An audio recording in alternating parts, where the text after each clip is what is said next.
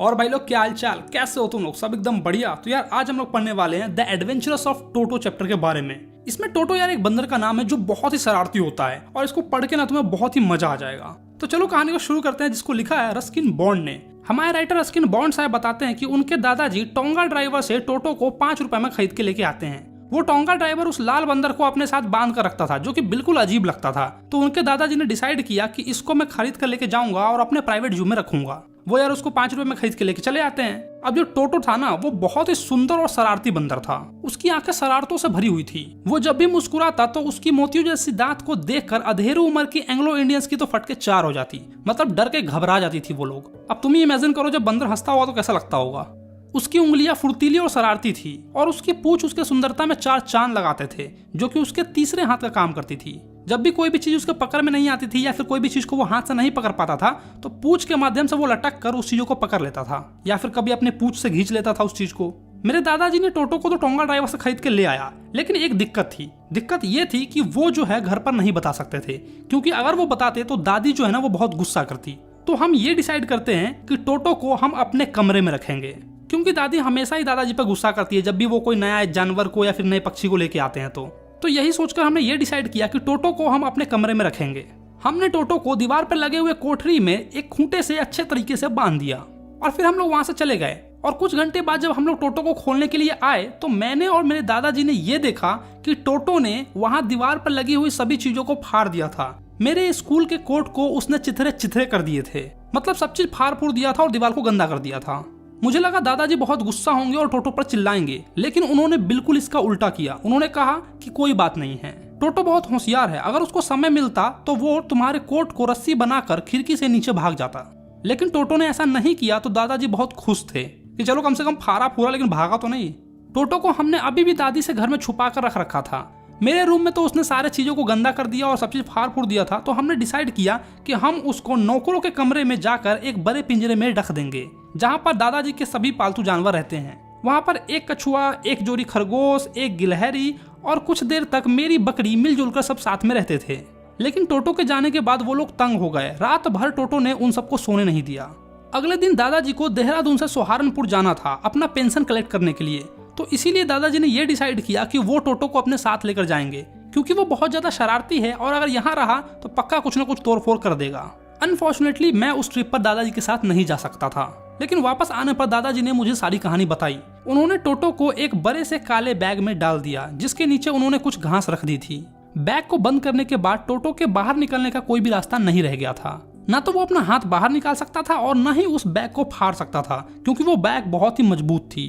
टोटो ने उस बैग से निकलने की बहुत कोशिश की। प्लेटफॉर्म पर इधर उधर ढुलक रहा था, उछल कूद कर रहा था ताकि वो उस बैग से बाहर आ सके, लेकिन वो उस बैग से बाहर नहीं आ पाया। और जितने भी लोग थे वो उसको बहुत ही गौर से देख रहे थे। तुम ही सोचकर देखो, कोई बैग खुद से उछलने लगे, इधर उधर ढुलकने लगे, तो तुम उसको देखोगे ही। तो सारे लोग ना उसी को आकर्षकली देख रहे थे। सहारनपुर पहुंचने तक टोटो बैग में ही था और जैसे ही दादाजी बाहर निकले और अपना टिकट टीटी कलेक्टर को दिखाया, वैसे ही टोटो बैग से बाहर निकलकर अपनी दांत दिखाने लगा। टीटी कलेक्टर टोटो को देखकर बहुत डर गया और पीछे हट गया, लेकिन जैसे तैसे उसने हिम्मत जुटाकर दादाजी को कहा कि इस कुत्ते का भी पैसा लगेगा। दादाजी ने पुष्टि के लिए टोटो को बाहर निकाला और बताया कि ये कोई कुत्ता नहीं, एक बंदर है और इसका चार्ज बिल्कुल भी नहीं लगेगा।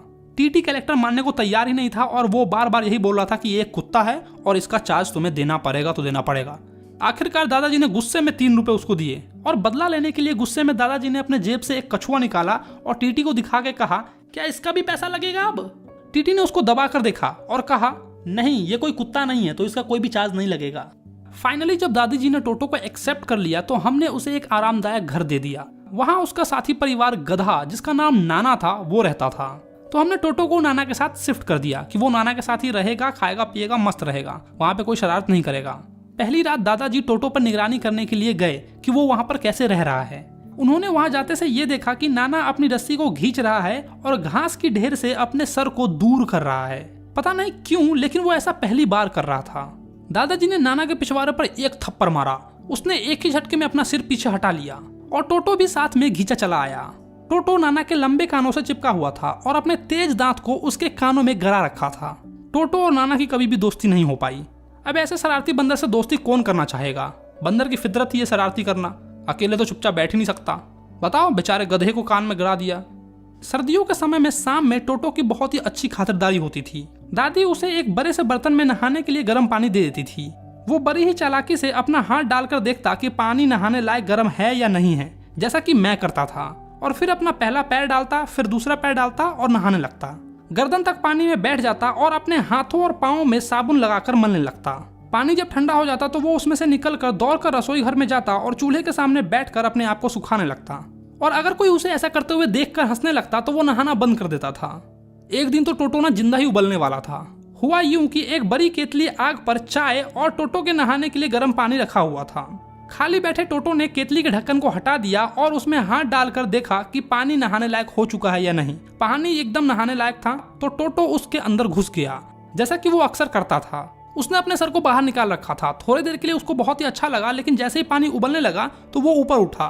बाहर बहुत ही ठंड थी तो उसको ठंड लगी तो वो फिर से नीचे पानी में चला गया, फिर ऊपर उठा, फिर नीचे चला गया, और ऐसा ही वो 3-4 बार कर रहा था। लेकिन तभी दादी ने देख लिया और उसको बाहर निकाल लिया, वरना उस दिन पक्का वो जिंदा उबलने वाला था। यदि दिमाग का कोई भी हिस्सा शरारतों के लिए बना है तो टोटो के अंदर वो बहुत ही ज्यादा अधिक मात्रा में है। मतलब उसके अंदर वो चीज बहुत ही ज्यादा डेवलप हो चुकी है, इसलिए वो बहुत ही ज्यादा शरारती है। वो हमेशा ना चीरफाड़ करते रहता है। जब भी मेरी कोई बुआ आती है तो उनको कपड़ों को खींचता है और फाड़ने की पूरी कोशिश करता है। ये एक नंबर का शरारती बंदर है। एक दिन दोपहर में खाने के समय टेबल पर एक बड़े से प्लेट में पुलाव रखा हुआ था। जैसे ही हम अंदर आए तो हमने देखा टोटो उस चावल को अपने मुंह के अंदर ठूसने में लगा हुआ था। दादी चिल्लाई तो टोटो ने प्लेट उनके ऊपर फेंक दिया। मेरी बुआ जैसे ही आगे बढ़ी तो एक पानी का गिलास उनके ऊपर भी फेंक दिया। और जब दादाजी आए तो पुलाव की पूरी प्लेट लेकर वो खिड़की से बाहर भाग गया और कटहल की पेड़ पर जाकर चढ़ गया। पूरा दिन वो वहीं पर रहा और चावल के एक एक दाने को खाने पर तुला हुआ था। और दादी को चिढ़ाने के लिए उसने प्लेट को ऊपर से फेंक दिया। प्लेट के टुकड़े टुकड़े हो गए तो ये देखकर खुशी से वो चैं चैं करने लगा। ऑब्वियसली टोटो बहुत ही शरारती था और उसको हम अपने घर में नहीं रख सकते थे।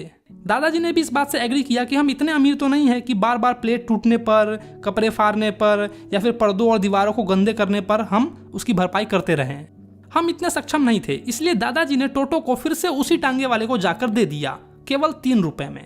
यार देखो, दादाजी ने टोंगा ड्राइवर से 5 रुपए में टोटो को खरीदा और फिर अंत में उसी को जाकर 3 रुपए में बेच दिया। मतलब उन्होंने 2 रुपए गंवाने के बाद और घर में जितने भी सामान थे उनको तोड़फोड़ करने के बाद ये सीखा कि यार बंदर जो है वो पालने की चीज नहीं है, तो बेटा इसको घर में बिल्कुल मत रखना। तुम में से भी अगर कोई बंदर को पालने का सोच रहा है या फिर तुम्हारे रिश्तेदार में कोई है जो बंदर को पालने का सोच रहे हैं, तो उनको सबसे पहले ये चैप्टर को शेयर करो कि देखो अगर बंदर को रखोगे तो ऐसा होगा। खैर, अगर वीडियो अच्छा लगा तो वीडियो को लाइक करो, मुझे यार इंस्टाग्राम पे फॉलो करो मुझसे बातें करने के लिए। और हाँ, अगर तुमने अपने भाई के चैनल को सब्सक्राइब नहीं किया तो क्या कर रहे हो यार, चैनल को सब्सक्राइब मारो, फ्री का है। चलो तो मैं मिलता हूं तुम्हें नेक्स्ट वीडियो में। Bye bye.